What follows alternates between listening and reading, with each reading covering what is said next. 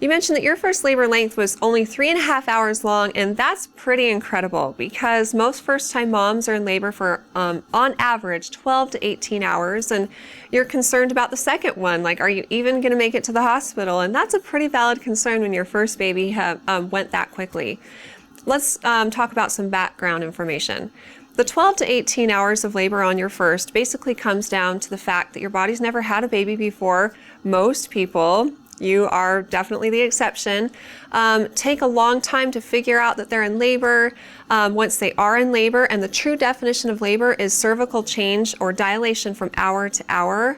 So a woman might be in labor for 12 to 18 hours, but feel like she was in labor for days because she was contracting regularly and hurting for days leading up to the delivery of her baby. Like, I had a friend once who called me after she had her baby and kind of expressed some frustrations. She said, I was in labor for 5 days and I got sent home 5 times. And she definitely felt like she was in labor for 5 days because she was having regular and painful contractions, but she was only actually in labor for the hours leading up to the delivery of her baby when her cervix was dilating from hour to hour. And again, for most first-time moms, that's 12 to 18 hours. Basically, on your first baby, you're like a pioneer paving the way for any and all babies that are ever going to come in the future. For one, the baby has to come through the birth canal and stretch everything. And it's kind of like a bowling ball sitting on a basket weave of elastics. The baby's head is like the bowling ball. The elastics are basically all the muscles on the mother's pelvic floor, and they're holding the baby in.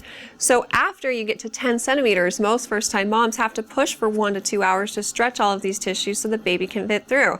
Like, imagine a bowling ball sitting on top of a basket weave of elastics. You'd have to slowly stretch it over time until the bowling ball could fit through. That's exactly what happens during labor. But it's an unfortunate fact of life that things don't go back to the way they were before you had a baby. So the second time around, they usually just slide right out with a couple of contractions and pushes. So with second labor lengths, usually they're on average about half that of the first, but of course there are exceptions to this too. Sometimes there's women who have really easy first deliveries and then they have complicated labors and deliveries later because there's a different set of circumstances that exist with each pregnancy, labor, and delivery. But generally speaking, the first is the longest, and after that they're much faster. So we always tell people who have gone really quickly in the past with their first baby to basically camp out on the lawn at the hospital.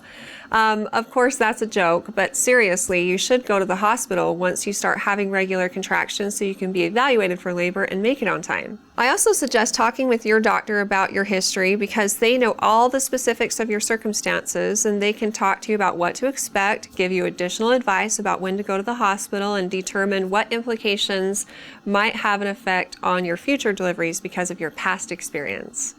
Good luck with everything, and if you have more questions for me in the future, please feel free to ask them on our Facebook page at facebook.com/Intermountain Moms, and recommend us to your friends and family too.